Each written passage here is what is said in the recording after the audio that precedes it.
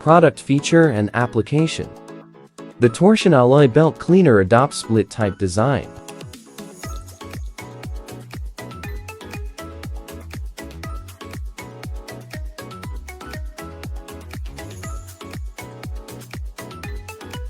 Each blade has been equipped with a rubber block rebound device, which successfully prevents the belt from damaging and allows a high-speed scraping.